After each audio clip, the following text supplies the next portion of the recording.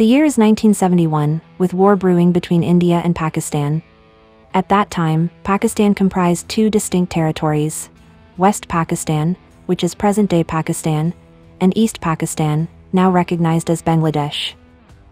The rejection of Bengali as a state language in the early years following partition, along with economic disparities between the two regions, the dominance of the West Pakistani ruling elite, imposition of martial law, and a derogatory stance towards Bengali culture and its people, contributed to the deterioration of relations between the two parts.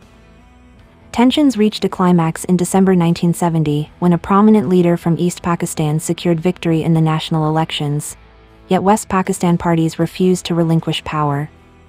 The escalating discord fueled violence between pro-West Pakistan factions and Bengalis, resulting in attacks on some Bihari communities.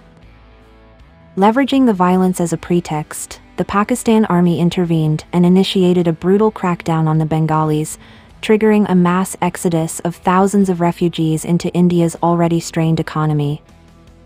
The Bengali armed resistance, known as Mukti Bahini, rallied against the Pakistan Army, receiving crucial support from Indian forces in terms of arms and training.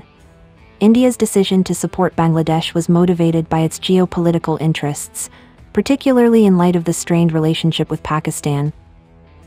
A win for the Bengali movement meant the prospect of a stable eastern border for India, alleviating the pressing concern of the growing refugee crisis that was straining India's economy.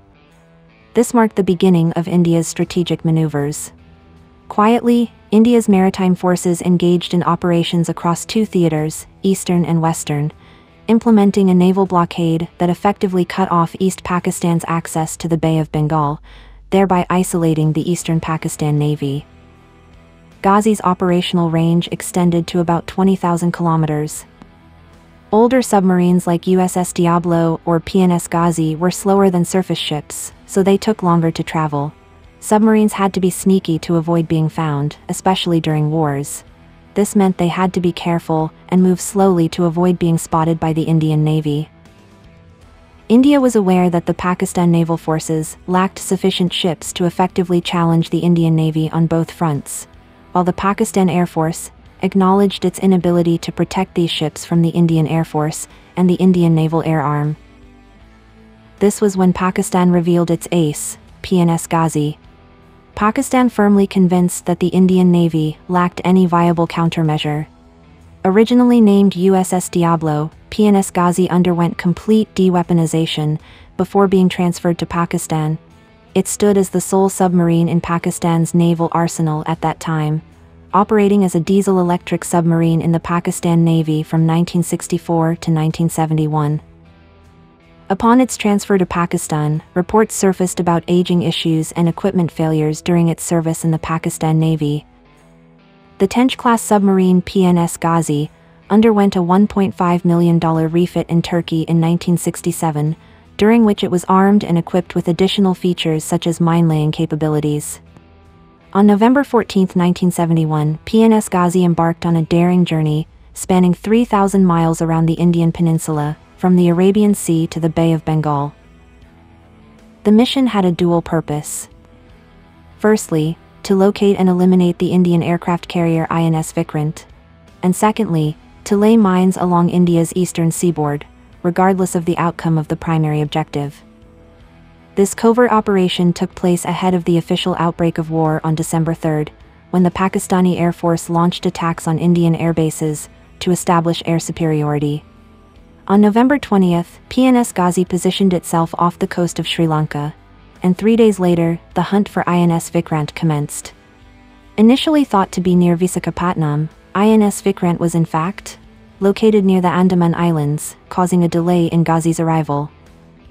Sometime in late November, the commanders of PNS Ghazi became disheartened in their pursuit of INS Vikrant, and opted to lay mines off the Visakhapatnam harbor on December 2nd and 3rd.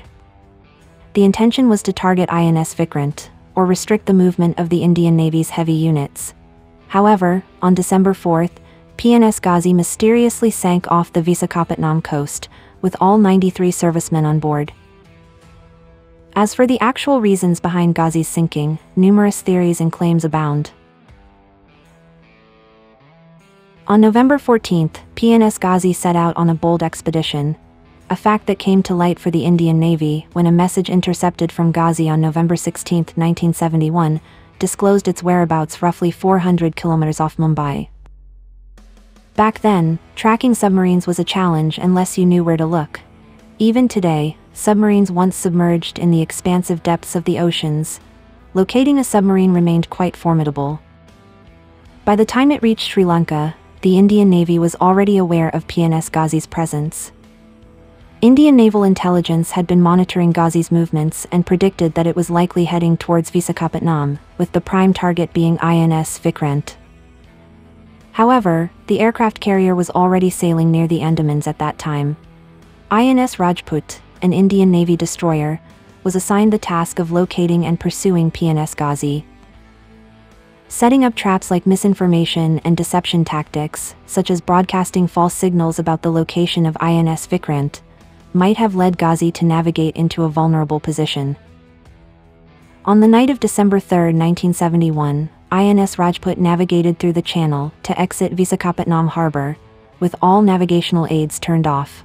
Shortly after passing the entrance buoy, the lookout on the starboard side noticed a disturbance on the water's surface directly ahead. In response, Captain Inder Singh, commanding officer of INS Rajput, swiftly altered the ship's course at full speed across the designated area and ordered the release of 2 depth charges. The depth charges detonated underwater, resulting in a significant material concussion to the structure of INS Rajput. Although the exact visible outcomes of the attack are unspecified, it's regarded as a significant explosion.